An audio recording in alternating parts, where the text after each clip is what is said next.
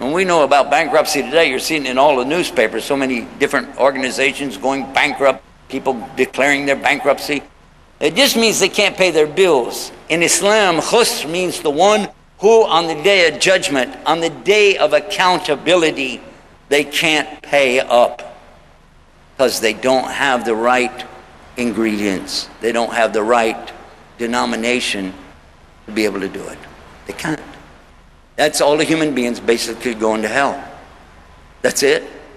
Then a beautiful word comes. Illa ladina. Except for those who have iman, the correct kind of iman, in Allah, as one and only one.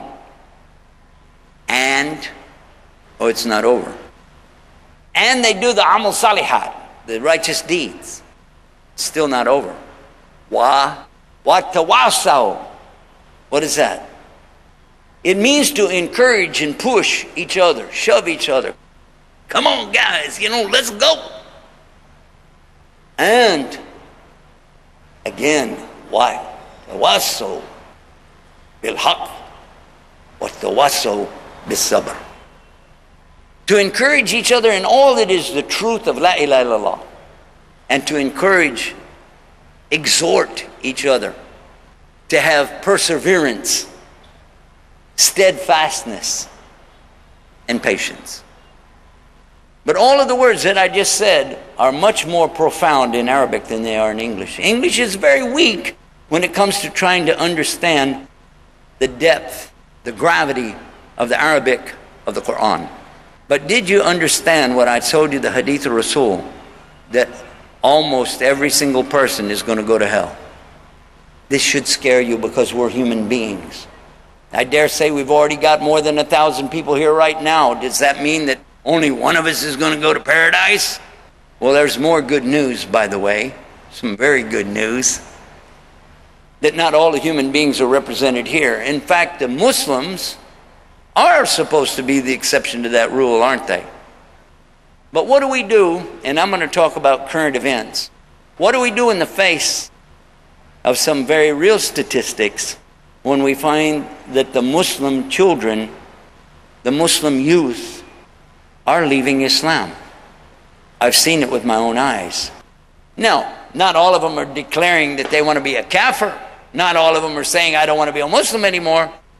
But by their very acts, their very deeds, the very things that they're sending me in emails, putting on websites, and that social network like Twitter, Facebook, MySpace, which I call my disgrace, we're seeing things and hearing things from our youth that scare us. I already knew before I came here that I wanted to talk on this subject of our youth and how to raise them up. But I had no idea how much Allah really wanted to drive the point home to me. The person who was supposed to take me to the airport didn't show up. They didn't come. So I asked my wife if she would take me to the airport. It's a long drive, but she said, yeah, let's go. We loaded up the old van and got ready to go out. And just as I was backing out of the driveway, a car pulled up, a van. So I thought maybe this is the people who are supposed to take me. I don't know what their car looks like. Somebody got out, salam alaikum, wa alaikum salam. I said, are you the one supposed to take me? He said, take you where? I said, to the airport. He said, you need to go to the airport? I said, no, it's okay. My wife will take me. No. He says, I'll take you. All right. So I get in the van with him. We loaded up the stuff. He said, I came all the way over here to talk to you. It's an emergency. I don't know what to do. I don't know where to turn. I need help. And you're the only one that can help me. And I told him, if I'm the only one that can help you, you really do have a problem. What is it? He said, it's my children. And I wish that he was the only one who ever said it, but he's not. It's happening again and again and again and again. A sister comes and tells me about her brother. A brother tells me about his sister. The siblings telling about each other. Uncles, aunts, cousins, all contacting me with emails, phone calls. They're asking, help me, help us. But the problem is, they're coming to me just after the person has already left Islam. Just after the person has already gone to jail for drugs. just after somebody is diagnosed with some kind of terminal disease that they got by doing whatever. In other words, they're coming and it's too late. And this was the same case. When the brother's telling me, my kids, I put them in the university, and now they're questioning Islam, they're this, they're that, so and so.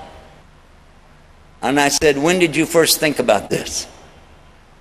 He said, I've been too busy. Akhi, you know, I've got to take care of this and that. I have my job, I have my part-time job, a business I'm trying to start. I don't have time. So what will you tell Allah on the Day of Judgment about the way you raised your kids? Huh? This is serious.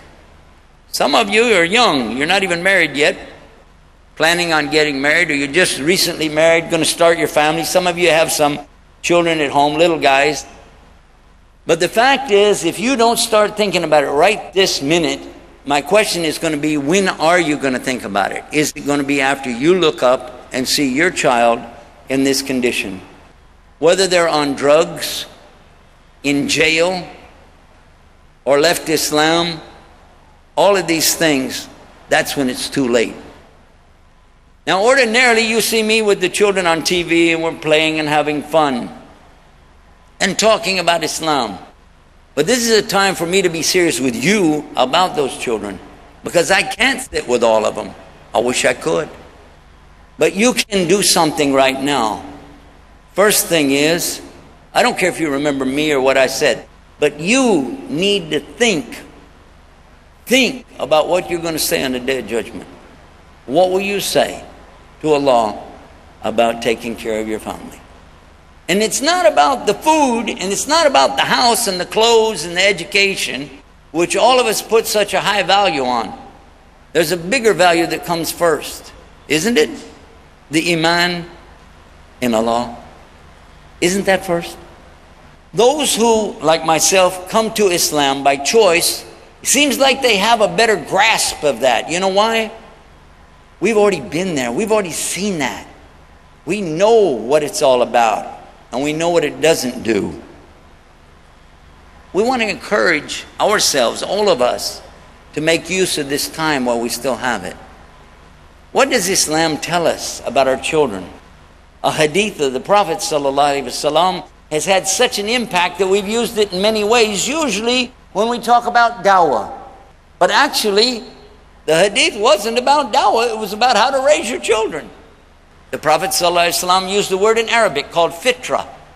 Now you know which hadith I want to tell you, don't you? The Prophet ﷺ said every child is born on the fitra of al-Islam. But it is their parents who will raise them up to be a Christian, a Jew, a fire worshiper.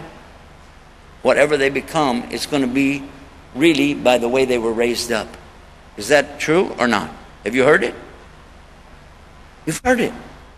And that's why today in English we say when somebody came to Islam, we even use this hadith to come up with a word in English, revert, instead of saying convert. You're saying you revert, you're just going back to your natural status, the way you were when you came into the world, the innocence, the beauty of the baby. You know, the little baby, say, oh, mashallah, look, you know, how innocent they are. And as true as it is, it's still not the main point, is it? The main point is you're supposed to be raising your children as Muslim. What does it take? I'm going to give a couple examples before I walk off the stage, if you don't mind. One example happened a number of years ago when one of our brothers from an Arab country, and by the way, he told me clearly to use his story for other people. I want you to know that. This is how much it had an impact. Anyway, I met him. He came to our masjid back when I used to have a mosque in Texas. And he said, oh, I'm meeting you today. This is very exciting to meet you and to also tell you some good news, some other exciting good news today. I said, okay, what is it? He said, today I put my son in American public school. I said, really? Why don't you put him in the toilet? He said, what? No, you didn't understand me. I put my son in American public school.